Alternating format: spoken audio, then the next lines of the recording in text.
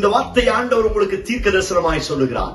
கர்த்தர் மேல் உன் பாரத்தை வைத்து விடு, அவர் உன்னை ஆதரிப்பார் என்று வாக்குத்தத்தம் பண்ணுகிறார். என்னுடைய வாழ்க்கையில் பல்வேறு பிரச்சனைகளும் போராட்டங்களும் நெருக்கும் பொழுது கைதூக்கிவிட யாரும் இல்லையே, ஆதரவாய் அன்பாய் பேசுவதற்கு, காயம் கட்டி கருணை காட்டுவதற்கு யாரும் இல்லையே என்று தனித்து விடப்பட்ட நிலைமையில் புலம்புவதுண்டு. தேவ பிள்ளையே, உங்கள் சிந்தையில் உங்கள் இருதயத்தில் இருக்கிற எல்லா பாரத்தை என் மீது வைத்துவிடு, நான் உன்னை விசாரித்து ஆதரிப்பேன் என்று இயேசு வாக்குத்தத்தம் பண்ணுகிறார். எக்காலத்திலும் நல்ல ஆதரவாய் இருக்கிறவர், பறந்து காக்கிற பறவையை போல தன் ஜனத்திற்கு ஆதரவாய் நின்று கொண்டிருக்கிறவர், இன்றைக்கும் உங்களுக்கும் உங்கள் பிள்ளைகளுக்கும் உங்கள் ஊழியத்திற்கும் நல்ல துணையாய் பக்கபலமாய் ஆதரவாய் நின்று உங்களை அழகாய் நடத்தி செல்ல போதுமானவராய் இருக்கிறார். ஆதரிக்கிற அன்பர் இயேசு உன் அருகாமையிலே நின்று கொண்டிருக்கிறார்.